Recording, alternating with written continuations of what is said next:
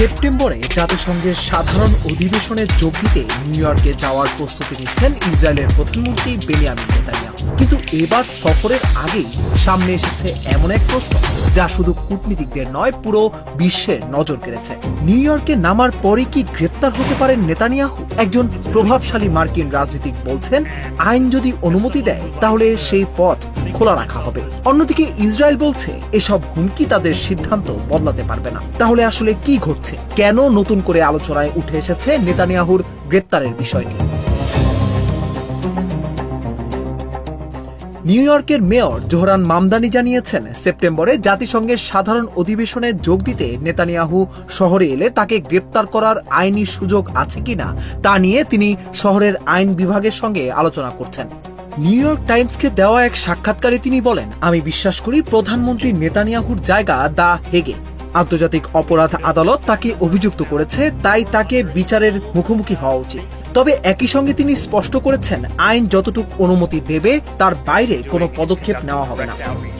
homeless New Yorkers and any New Yorker in need. মনে রাখা জরুরি, 2024 সালের নভেম্বরে আন্তর্জাতিক অপরাধ আদালত বা আইসিসি গাজায় যুদ্ধাপরাধ এবং মানবতা বিরোধী অপরাধের অভিযোগে নেতানিয়াহুর বিরুদ্ধে গ্রেপ্তারি পরোয়ানা জারি করে। অভিযোগগুলোর মধ্যে ছিল যুদ্ধের কৌশল হিসেবে অনাহারকে ব্যবহার করা এবং বেসামরিক জনগণের বিরুদ্ধে অমানবিক কর্মকাণ্ড। তবে ইসরায়েল এসব অভিযোগ বরাবরই অস্বীকার করে আসছে। অন্যদিকে ইসরায়েলের জাতিসংঘে রাষ্ট্রদূত ড্যানি ড্যানন স্পষ্ট জানিয়ে দিয়েছেন, সব বিতর্ক সত্ত্বেও নেতানিয়াহু নির্ধারিত সময়েই জাতিসংঘের সাধারণ অধিবেশনে অংশ নেবেন। তার ভাষায়, মেয়রের অবস্থান আমাদের সিদ্ধান্ত বদলাতে পারবে না। বরং তিনি উল্টো মন্তব্য করে বলেন, গ্রেপ্তার হওয়ার কথা যদি কারো হয় তাহলে সেটা নিউ ইয়র্কের মেয়রেরই হওয়া উচিত।